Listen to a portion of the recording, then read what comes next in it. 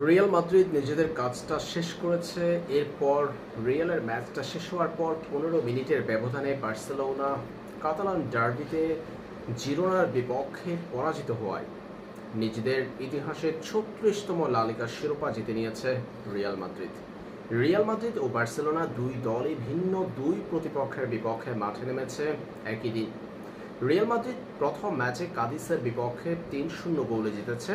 দ্বিতীয়ার্ধে ৩টা গোল করেছেন দিয়াজ, জুড বেলিংহাম এবং জোসেলো। এরপর রিয়ালের ম্যাচটা শেষ হওয়ার পর বার্সেলোনা মাঠে নেমেছে জিরোনার বিপক্ষে। মৌসুম জুড়ে দুর্দান্ত পারফর্ম করা জিরোনার বিপক্ষে জিরোনার মাঠে বার্সেলোনার জন্য ম্যাচটা যে কঠিন হবে সেটা ম্যাচের আগে থেকেই বলা হচ্ছিল। এর আগের দেখায় এবারে লা লিগায় সেই ম্যাচটাতেও বার্সেলোনা পরাজিত হয়েছে।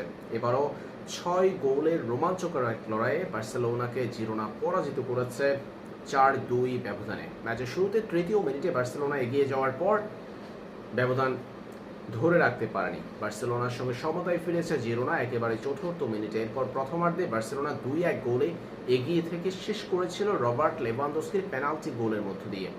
দ্বিতীয়ার্ধে ৯ মিনিটের ব্যবধানে বার্সেলোনার জালে গুনে গুনে ৩বার বল পাঠিয়ে ৪-২ গোলের জয় নিশ্চিত করেছে জিরোনা, যার মধ্য দিয়ে বার্সেলোনার হার। এবং বার্সেলোনার এই হারের কারণে ৪টা ম্যাচ হাতে রেখে রিয়াল মাদ্রিদ এবারে লা লিগায় চ্যাম্পিয়ন হয়েছে।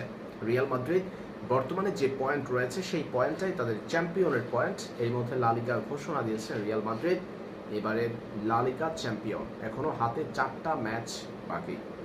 বার্সেলোনার আজকের হারটাই মূলত রিয়ালকে চ্যাম্পিয়নের মুকুট পরিয়ে দিয়েছে। না হয় আগামী কয়েকটা ম্যাচের দিকে তাকিয়ে থাকতে হতো লস ব্লাঙ্কোসদের।